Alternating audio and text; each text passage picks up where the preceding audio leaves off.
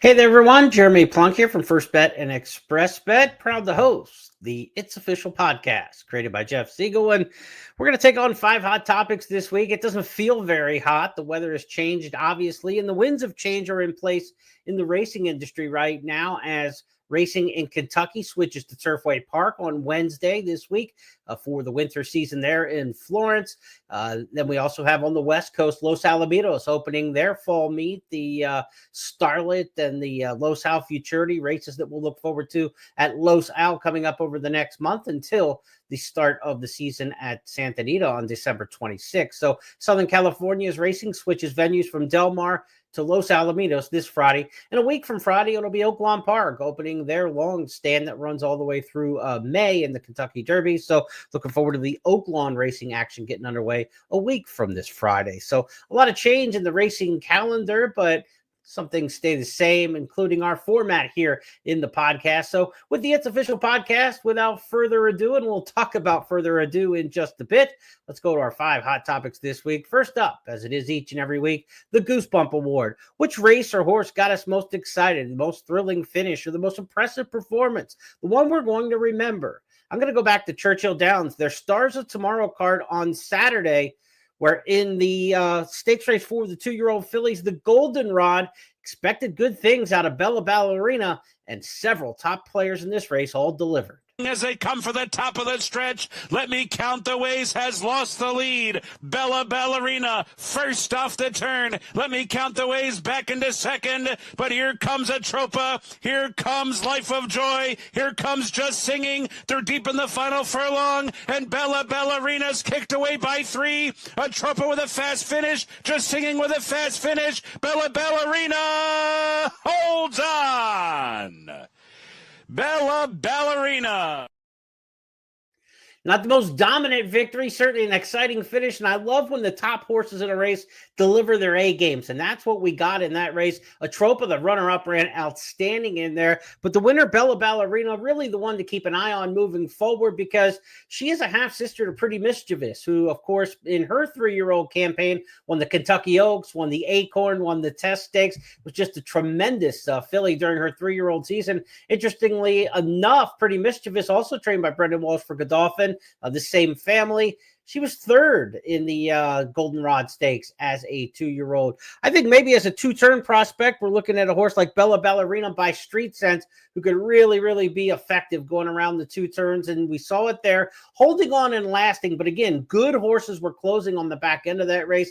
I'm looking forward to what's probably a fairgrounds campaign. That's been the Brendan Walsh MO with these good 3-year-old fillies in the spring most years. So I would expect we're going to see Bella Ballerina down at the fairgrounds. Cherie DeVoe probably has the fairgrounds with Atropa as well. We could see those two in several matchups, the Rachel Alexandra down there, and of course the Fairgrounds Oaks, the big races during the course of the 3-year-old season. But really looking forward to seeing Bella Ballerina go on and see what she might become in here. She's as good as her older sister. She's set up for a really big campaign. Again, a 3-time winner at 3 was Pretty Mischievous. So our Goosebump Award this week goes to Bella Ballerina, winner of the Goldenrod Stakes at Churchill Downs. Let's go to our second topic this week, and some freshmen are making their case for the 3-year-old season on the boys' side. Early Derby trail, can we use words like that? Why not? We're talking about Strategic Risk winning down in the Florida Sire Stakes at Gulfstream Park, and Further Ado winning the Kentucky Jockey Club at Churchill. Let's start with Florida because this one was a dominant performance, stretching out in distance for Strategic Risk. Zayas is working overtime on Kozalane, and he's not responding. Roger that Dana, the leader. From the outside, here's Castellano on Strategic Risk, taking up the slack second through 3/4 in 1:12 and 3. Less than a quarter of a mile to come in the In Reality, and Strategic Risk has powered past to take the lead. Off the turn and the stretch drive and the colors of John Oxley. It's Strategic Risk, the son of Noble Bird, by 5, by 6, and still moving away. Strategic Risk blows the doors off the field. He wins the In Reality by almost 10 lengths. 9 lengths, the official margin there. Pete Aiello on the mic, and What a performance there by a horse who's had some experience now. This was the 5th career start for Strategic Risk, a Mark Casse trainee. Had gone long once prior on turf, but this was the first time going long on dirt. And the pedigree by Noble Bird out of an Fleet Alex mare made this one look on, average winning distance. If you look at the Brisk figures, this looked like the horse most likely in this race in the In Reality Stakes to handle the 2-turn stretch out. Last time out was outrun when 3rd in the Affirmed division of the Florida Sire Stakes by Kozolite, who was the logical favorite in the betting for the In Reality. But when you stretch these horses out from 1 turn to 2, things change. And certainly the change really worked out well for Strategic Risk under Javier Castellano. Where will we see Strategic Risk as a 3-year-old? Well, I would assume Gulfstream Park and Tampa Bay Downs make a lot of sense. Mark Casse will support the fairgrounds and also the Oaklawn circuits, but you would think this looks like a horse who, Florida bred, could be really well set to run at Tampa Bay Downs. I think something like the Sam F. Davis for Strategic Risk might be a good next stop because, again, he'll be leaving Florida bred competition and going into open company. Sam F. Davis, usually a decent race, but not overly hammerheads, in that lineup for that race. So I think that would be a good spot for him. You could stay at Gulfstream Park, but you don't want to turn back to the Mucho Macho Man stakes around 1 turn. You want to keep this horse going 2 turns. So if you wait for the Holy Bull with Strategic Risk, you're going to take on a lot stronger competition than you would if you go in the Sam F. Davis. So if I'm running the campaign for Strategic Risk, a very impressive winner of the Florida Sire Stakes, a final division there, the In Reality, I would wait and go to the Tampa Bay race and look forward to the Sam F. Davis and then maybe a Tampa Bay Derby. We see that with Casse. He likes to run his horses, I think Flame Away and some others in recent years in that kind of path. And this looks like a Tampa Bay Downs kind of horse to me. Strategic Risk, one to keep an eye on as we go from age 2 to 3. He was the first freshman to make his case on Saturday. The second was Further Ado. Further Ado was heavily favored in the Kentucky Jockey Club Stakes at Churchill Downs. Why? Because he was coming off a 20-length victory in his maiden breaker at Keeneland. He was absolutely awesome around 2 turns at Keeneland, ran a hole in the wind that day. Could he live up to that kind of performance? Do you want him to live up to that kind of performance in the next start in Stakes Company? Probably not. I mean, if you're looking long-term with a horse like that off such a big maiden breaker, I don't know if you want to run that kind of race right back in Stakes Company in November. You either kind of lay off and come back in the spring and get a couple races into them that way. And if you're going to run here in the fall, you want to get some education out of them and don't leave everything on the track. And it was kind of mission accomplished, if you will. Further Ado, certainly not dominant by 20, but really nice performance here by stalking the pace and going on with it. Here's his victory in the Kentucky Jockey Club for Brad Cox. As they hit the top of the stretch, Soldier and Diplomat is off the turn with the lead. Further Ado is now set down for the drive, and these two 1-2 with a furlong to go. Soldier and Diplomat digs in grimly. Further Ado, having to work for it, comes up alongside. Farther back, Universe into third. 100 yards to go, and Further Ado has overhauled Soldier and Diplomat. Further Ado does it again, this time by 2. Universe rallied stoutly to get up into second. Then it was either Soldier and Diplomat or Very Connected. Let you see the gallop out there because Universe, the runner-up, galloped out extremely well on the inside. So maybe this is one for Kenny McPeek to keep an eye on.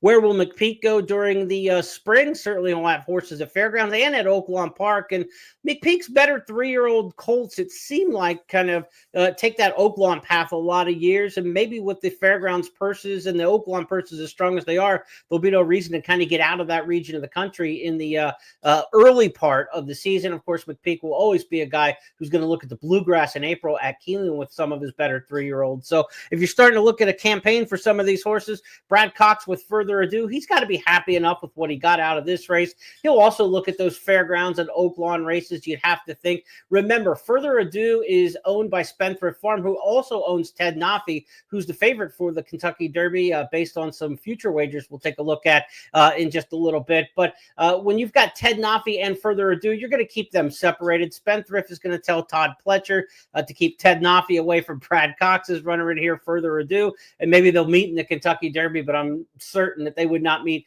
before that. So you figure Ted Noffey's headed to Florida, and he's going to take that campaign down there, whether he comes back in the Holy Bull or the Fountain of Youth, and then finish up with the Florida Derby or the Bluegrass Stakes. And then for further ado, you figure Brad Cox, maybe something like the Risen Star, maybe a race like the Lecompton come back sooner and then take time off and just have the later prep with the Louisiana Derby if they want to go that route. Of course, Oaklawn's got a long series of races from the Smarty Jones to the Southwest to the Rebel to the Arkansas Derby to pick from. So a lot of different options. Further ado should be headed down that way. And I think we're picking in there Universe. Universe ran very well in there for Kenny McPeak. Fourth career start for Universe, a horse who was third in the Champagne, second in the Street Sense. That was a two-turn race in the Street Sense, came back now and winning or runner-up here in the Kentucky Jockey Club around 2 turns. Universe certainly by Global Campaign out of a quality road mare. Looks like a horse who wants some distance, and he is one to keep an eye on, I think, Universe heading in to these three-year-old races to come. But top 2 in there, further ado, Universe, both impressive to me heading out of the Kentucky Jockey Club. We had mentioned some of the Kentucky Derby future wager odds. We've got those to look at now as we talk about some of these sophomores. Kentucky Derby future wager was offered pool number 2 last week through Thanksgiving through Sunday at 6 p.m. So the results of the Kentucky Jockey Club and the races around the country from the weekend were known at the time when this pool closed on Sunday at 6 p.m. All other 3-year-olds closed at 2-1, which I think is a rather generous price this time of year. I know there are 40 individual wagering interests, but I would expect that to be closer to odds on this far out. Ted Noffey, the top individual bet getter, if you will. He's at a 7-1 price. Obviously, way too short to take a price like that on a horse this far out from a gambling standpoint. But a lot of people, obviously, voting with their dollars, putting it in that Ted Noffey is the horse to beat going into the winter for the Kentucky Derby. Further ado, at 13, maybe he would have been lower with a more impressive victory, but certainly 13-1 makes him a clear second individual choice in the Kentucky Derby future wager. Napoleon Solo, the horse who just ran off the screen in the Champagne Stakes, then we didn't see him for the Breeders' Cup. We'll see where Napoleon Solo shows up during the 3-year-old campaign for Chad Summers. A Boyd for Bob Baffert was a winner on the undercard at Churchill Downs on Saturday on that Stars of Tomorrow card at Churchill. Boyd at 22-1. Paladin is running this weekend in the Remsen Stakes. He's coming off a DQ put-up victory in his career debut for Chad Brown. Then you've got Brandt for Bob Baffert, Incredible in there at 28. Mr. AP 29 for Serin. Englishman 30-1 for Cherie DeVille. And Universe, the horse who just ran second in the Kentucky Jockey Club at 32-1. As for those prices, they're all too short for me this far out. I want 50-1 or more, even in the next pool that we're going to see in January for the Kentucky Derby future wager, because a lot of those horses are still going to be at least 2 preps away from the Kentucky Derby, sub 3 away from the Derby by the time that we see that January future wager roll around. For me, I went 50-1 that far out. Remember, on the first Saturday in May, you can always get some really good-looking horses at double-digit odds a couple minutes to post time. So that's a look at some of the freshmen looking to make an early statement towards the 3-year-old trail. Another one I want to mention, a horse on the undercard on Saturday at Churchill, another Kenny McPeak trainee. Again, he's got Universe coming back off that second-place finish now in the Kentucky Jockey Club. Prior on that card in a race 8 maiden special weight, a Maxfield colt named Liberty National for Kenny McPeak ran away by 4 1/4 lengths. It was only 8/100ths of a second slower than Further Ado and Company ran a little bit later on the card in the Kentucky Jockey Club. So Liberty National ran very well on the undercard Saturday at Churchill. Maybe that's one to keep an eye on if you're looking for a horse at a little bit bigger price heading towards the 3-year-old campaign. Now, coming up this weekend, we mentioned the Remsen Stakes. We'll have Paladin and others, a full field in that one. We'll have some handicapping for you at Express Bet and First Bet. Myself and Scott Shapiro will look at some of these races over the course of the next few days. And of course, on Friday's podcast, the First Call podcast, Scott and I will certainly be handicapping the Remsen Stakes, and we'll give you a more handicapping-centric look at the Remsen on Friday. Also this weekend, you've got the inaugural stakes at Tampa Bay Downs, the Maryland Juvenile Championship. So 3 races for the 2-year-olds about to turn 3, maybe horses that would potentially be on the Derby or Preakness path in 2026. Now, talking 3-year-olds this year about to turn 4, that's our next topic, and we're kind of teasing it out right now. More for age 4. Who else might we see back as 4-year-olds? We know the connections of Baeza said he'll be back for his 4-year-old campaign. We know the connections of journalism said he'll also be back for a 4-year-old season.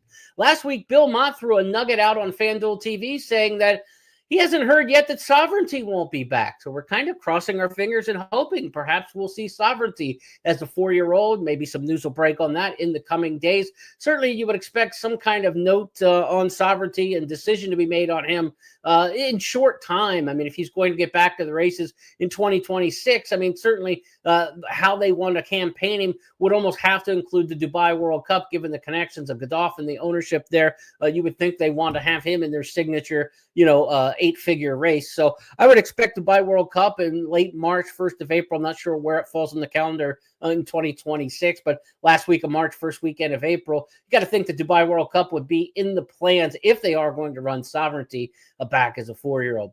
Now, a couple horses who ran this weekend, 3-year-olds looking to turn 4 here in the next month, are horses that kind of, lift the spirits and lift that division. It's going to see a lot of graduation, right? Fierceness, Sierra Leone, those great 3-year-olds from 2 years ago that were 4 this year and ran so well back 1, 2, 3 in the Breeders' Cup, Forever Young et al.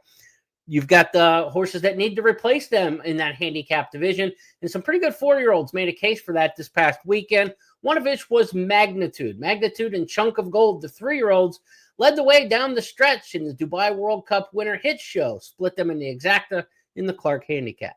They're off the turn. Magnitude powers up to grab the lead, but Chunk of Gold is ready to fight on. Chunk of Gold and Magnitude, the 2 3-year-olds, heading to the final furlong with the veteran Hit Show trying to pick them up late. Final 16th now. Chunk of Gold running the race of his life. Magnitude in between. Hit Show's trying to nail him right on the money. Down to the wire. Magnitude, magnificent in the Clark, defeating Hit Show in Ultra Game. Chunk of Gold. It's a pretty good measuring stick when a 3-year-old beats Hit Show. He's not a superstar. I know he's got the big win on his ledger in the Dubai World Cup. That was a race almost won by Mixto. And we know he's not one of the really top upper echelon handicap horses from California as well. So it wasn't a good year for the Dubai World Cup, other than the fact that the third place finisher in there, of course, was Forever Young. He was coming off a bounce effort for sure after a huge race in Saudi Arabia against Romantic Warrior, the superstar from Hong Kong. But it's a good measuring stick when you can run against Hit Show over a track in which he's been very effective throughout his career at Churchill Downs, and to beat him was a good sign for Magnitude at 1 mile and an eighth in the Clark handicap. Magnitude's a horse who's going to head to New Orleans for the winter. I would expect Chunk of Gold to head there as well, and those are horses that were on the Louisiana Derby trail at 3.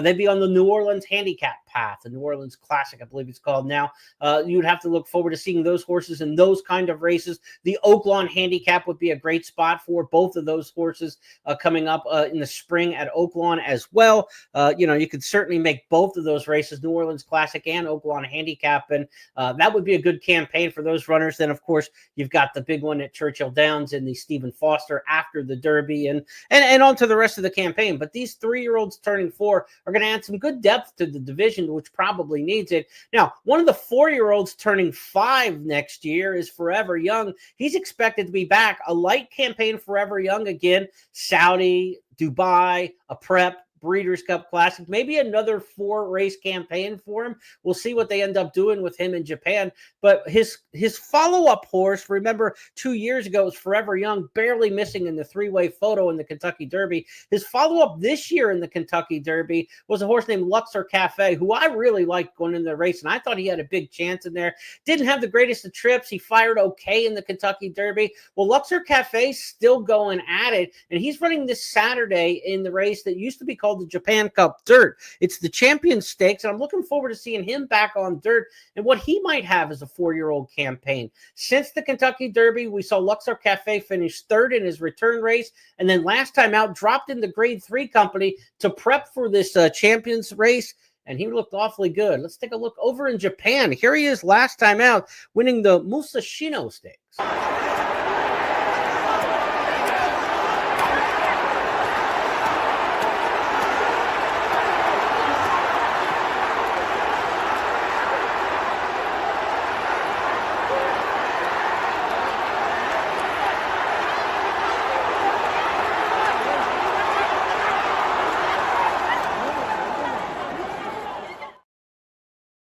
turn of foot, Luxor Cafe, that had me excited going into the Kentucky Derby. We'll see him again this weekend. First Bet and Express Bet simulcast players can watch and wager on that race from Japan coming up this weekend, the Champions Cup. So you can check that out. Post time will be overnight Saturday into Sunday morning. So Luxor Cafe back in action, a 3-year-old who showed a lot of promise earlier this year and is coming back into hand at the end of his 3-year-old campaign, taking on top older horses in Japan, the best dirt horses on that in that country, on the island nation. We will see. Luxor Cafe, could he be a horse who comes out of there and becomes a Saudi Cup, a Dubai World Cup type player as a 4-year-old, and then maybe back to the U.S.? Be exciting to see him and get 2 big horses from Japan, perhaps, with, of course, Forever Young staying in training to age 5. So a lot of 3-year-olds turning 4. Will we see more for 4? That was the headline, and that's the big question. But, of course, the 4-year-old everybody wants to see in 2026 potentially would be Sovereignty. Waiting on word what Godolphin, Bill Mott, and company are going to do with this year's Kentucky Derby, Belmont, and Travers Stakes winner. And probably, no question, I think now after the Breeders' Cup Classic win by Forever Young, the Horse of the Year favorite, Sovereignty, for 2025. Let's move on to our next topic this week on the It's Official podcast. And we're going to go off track here just a little bit. The question in the headline is, who wears the pants? Well, we had a situation at Aqueduct on Sunday where the jockeys, after race number 1 on the card, refused to ride. They canceled the rest of the program, leaving track management high and dry, leaving horsemen high and dry, owners, trainers, grooms, people who had been working to get horses prepped and ready for a race day, outriders, valets, everybody who would have been part of that race day program sent home after the first race because the jockeys, well, they had a few issues with management. To quote Kendrick Carmouche, who's the representative for the Jockeys Guild of the New York Riders, they, meaning the track management, don't respect us. They don't care about our feelings. They don't care about making us feel like we're the head of the sport because we are the jocks. We do make the show go on. That was his quote. The controversy, according to reporting from DRF's David Grenig, involved an assistant clerk of scales who was sent home after the first race for refusing to take on new assignments, which basically the clerk of scales checks the weights on all jockeys before and after races to make sure that they're carrying the correct weights in races. The assistant clerk of scales, his new duties were to include, get this, recording the weights by hand, as well as the computer program that they had been using. So for that and the refusal to record them by hand, track management apparently sent the assistant clerk of scales home. That sent the jockeys into an uproar, and everyone's feelings got hurt, and they canceled and walked out on the rest of the card. Again, leaving in the lurch all the patrons who came out to the racetrack, all the bettors and handicappers who put hours in the handicapping the card that had a pick 6 carryover towards it. They ran the first race on the card and then canceled after the first, and a real power play trying to, show who wears the pants. Now, if you ask me in horse racing where the jockeys rank on the totem pole of importance, they're on the pole, but they've got to look up quite a bit. I mean, jockeys are journeymen, independent contractors, self-employed.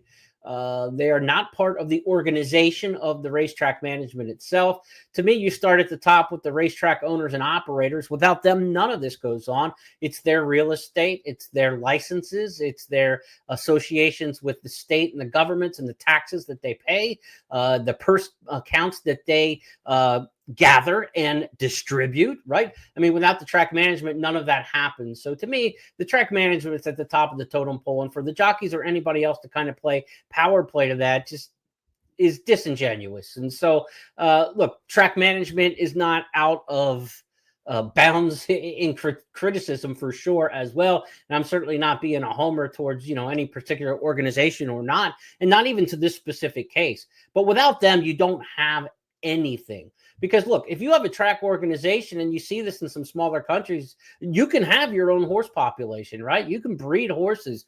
You can have association owners and trainers. You can have association jockeys that are paid by the track management. That's not the way we do it here in the United States, but that wouldn't preclude a racetrack from owning a racetrack operation from going on, taking bets, making money for the state, paying taxes to the state and such. I mean, so there are a lot of, down the totem pole, there are a lot of positions that could be changed or removed and not affect the overall product as much as the top of the totem pole to me, which is obviously to me the track operators in all of this. Now you can go back and say if the breeders don't breed horses, we don't have horses. That's fine. Again, track operators can hire people who are experts in mating and create and breed their own horses and create an entire industry based on that. You have to have the track operation going on. You have to have the relationship with the state, the licenses to conduct the business the way that you do. And so to me, if the track operator comes along and says this is the rule, as long as the rule isn't something that's completely egregious and that you're adamantly against for personal or professional reasons, there really shouldn't be any kind of dispute in here. If that's their rule, that's their rule. You may not like it, but it's kind of, the way it's played in any profession. Your employer makes the rules, and as long as they're somewhat reasonable. I mean, Carmouche cited things like family and friends not being allowed in the jockey's room as a show of disrespect to the riders.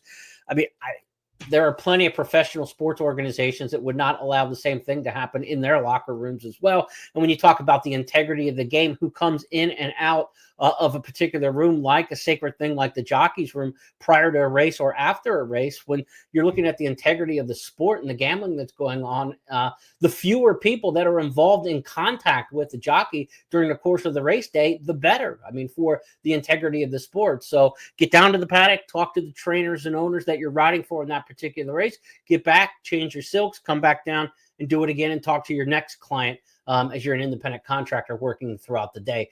To me, that's the way it should happen. And I really don't have any sympathetic ear at all towards the riders in this particular plight. Now, apparently, again, this is something that could have been worked out on an off day, a dark day in racing after the races one day, sit down with the management and talk about, to just pull up and cancel a card on a weekend.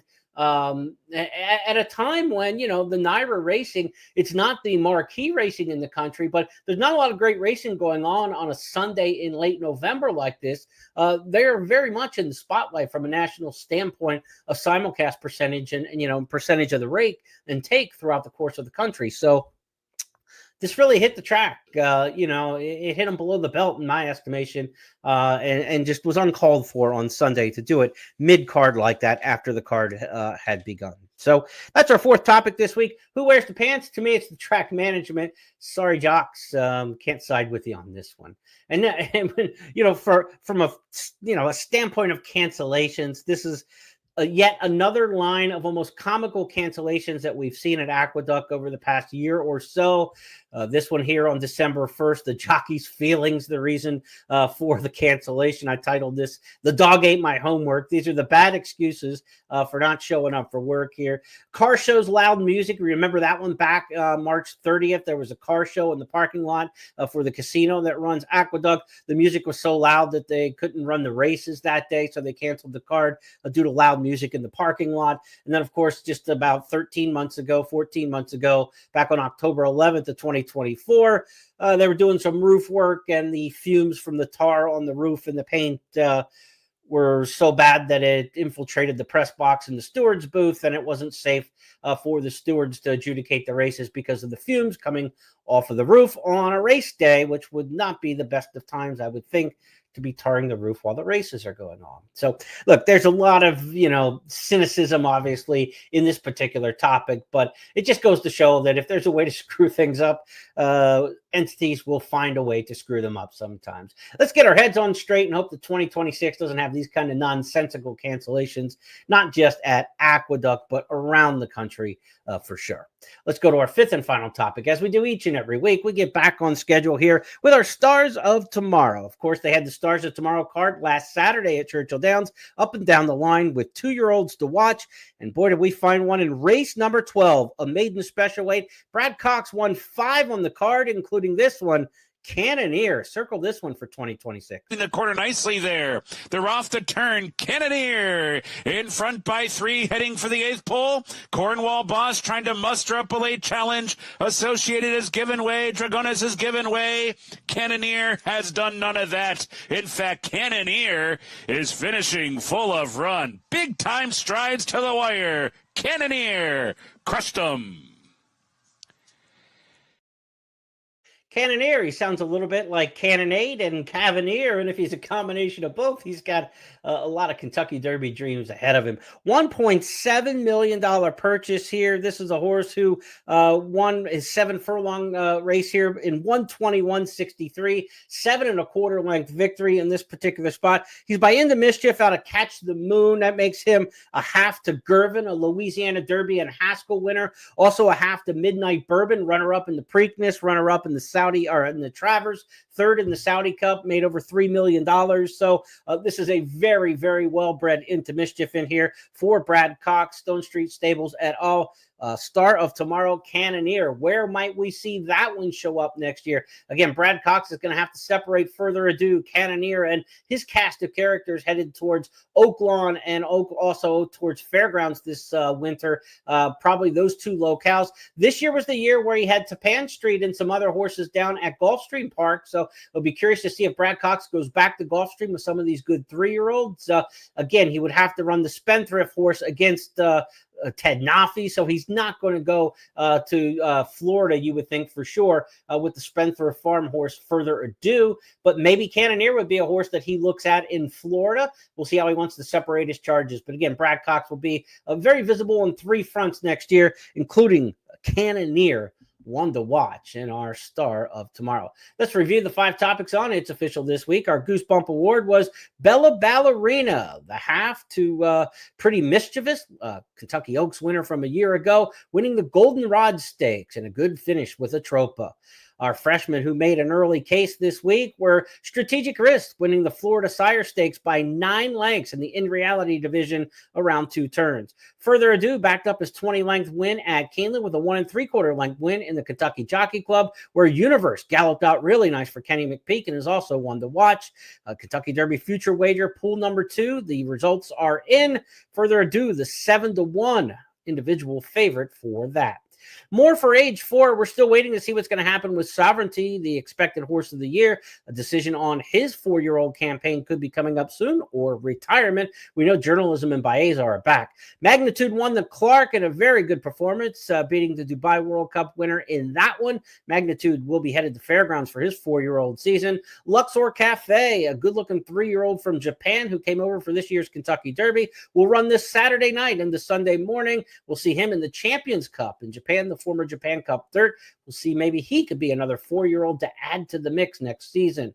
Who wears the pants in the dispute between NYRA, New York Racing Association, Aqueduct Racetrack, and the jockeys? I'm going to say we give this one to the track management. And for our Stars of Tomorrow, Cannoneer for Brad Cox, an impressive 7.25 length victor in a maiden special weight on the Stars of Tomorrow card at Churchill Downs. Those 5 topics are now official because Jeff Siegel, the creator of this show, and I say so. That's the way we play the game here each and every week. And we'll do it again next week with 5 more hot topics as we get further into the month of December. Again, a big week next week with the opening at Oaklawn on Friday. This coming week's track openings include Turfway Park on Wednesday. Tomorrow, we record this podcast each Tuesday. Wednesday this week, Turfway Park will open. Friday this week, Los Alamitos will open their season as well. So enjoy the racing this weekend. Between now and then, get some handicapping in. That NYRA card for Saturday is already drawn. NYRA also has a $70,000 plus carryover for when racing resumes on Thursday in New York. So on behalf of everybody with First Bet and Express Bet, I'm Jeremy Plonk. Have a great week. We'll talk to you Friday when we come back for the First Call podcast.